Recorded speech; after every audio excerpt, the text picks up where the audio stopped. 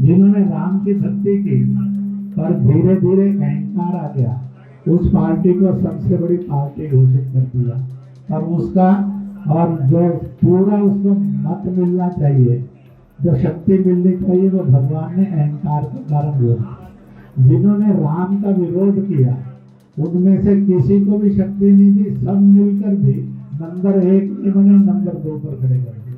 अभी आपने जिनको सुना वो राष्ट्रीय स्वयंसेवक संघ के नेता इंद्रेश कुमार हैं, जिन्होंने बीजेपी को अहंकारी और इंडिया गठबंधन को राम विरोधी करार दिया है। दरअसल गुरुवार को आरएसएस नेता इंद्रेश कुमार जयपुर के कानोता में राम रथ अयोध्या यात्रा दर्शन पूजन समारोह को संबोधित कर रहे थे। इंद्रेश आरएसएस के राष्ट्रीय कार्यकारी सदस्य भी हैं। हालांकि उन्होंने अपने बयान में किसी पार्टी का नाम नहीं लिया, लेकिन उनका इशारा साफ तौर पर पक्ष विपक्ष की तरफ संकेत दे रहा था। इंद्रेश ने बीजेपी के संदर्भ में कहा कि जिस पार्टी ने भगवान राम की भक्ति की लेकिन अहंकारी हो गई, उसे 241 पर रोक दिया गया, लेकिन उसे सबसे बड़ी पार्टी बना दिया गया। उन्होंने स्पष्ट रूप से इंडिया ब्लॉक का जिक्र करते हुए कहा, और जिनकी राम में कोई आस्था नहीं थी उन्हें एक साथ 234 पर रोक दिया गया। उन्होंने आगे कहा कि लोकतंत्र में राम राज्य का विधान देखिए, जिन्होंने राम की भक्ति की लेकिन धीरे धीरे अहंकारी हो गए, वो पार्टी सबसे बड़ी पार्टी बनकर उभरी, लेकिन जो वोट और ताकत मिलनी चाहिए थी वो भगवान ने उनके अहंकार के कारण रोक दी। आगे उन्होंने कहा कि जिन्होंने राम का विरोध किया उनमें से किसी को भी सत्ता नहीं दी गई, यहाँ तक कि उन सभी को एक साथ नंबर 2 बना दिया गया। भगवान का न्याय सच्चा और आनंददायक है। उन्होंने कहा कि जो लोग राम की पूजा करते हैं उन्हें विनम्र होना चाहिए, और जो राम का विरोध करते हैं भगवान स्वयं उससे निपटते हैं। उन्होंने आगे ये भी कहा कि भगवान राम भेदभाव नहीं करते और दंड नहीं देते।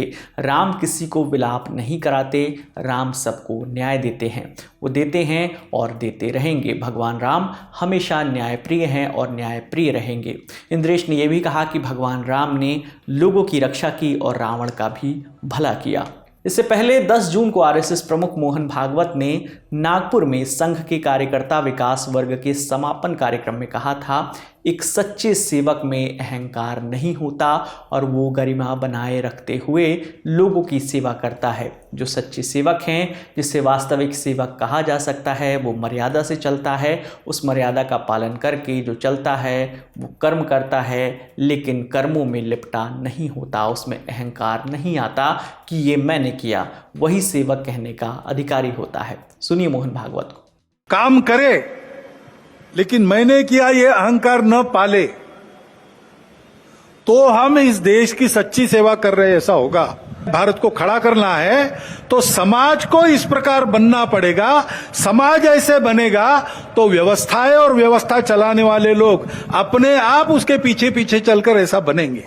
मोहन भागवत के इस बयान को बीजेपी को दी गई नसीहत के तौर पर देखा गया था, क्योंकि लोकसभा चुनाव में इस बार भाजपा का प्रदर्शन उम्मीद के मुताबिक नहीं रहा था।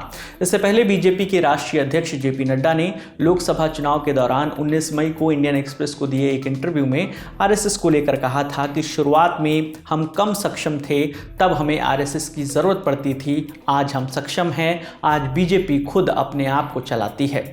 बीजेपी के राष्ट्रीय अध्यक्ष के इस बयान के बाद से ही राजनीतिक गलियारों में ये कयास लगाए जा रहे थे कि बीजेपी और आरएसएस के बीच में सब कुछ ठीक नहीं चल रहा है।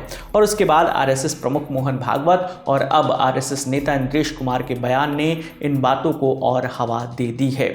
आपकी इस पर जो भी राय है आप हमें कमेंट सेक्शन में जरूर बताइएगा। मेरा नाम है विकास वर्मा, देखते रहिए दी लल्लन टॉप। शुक्रिया।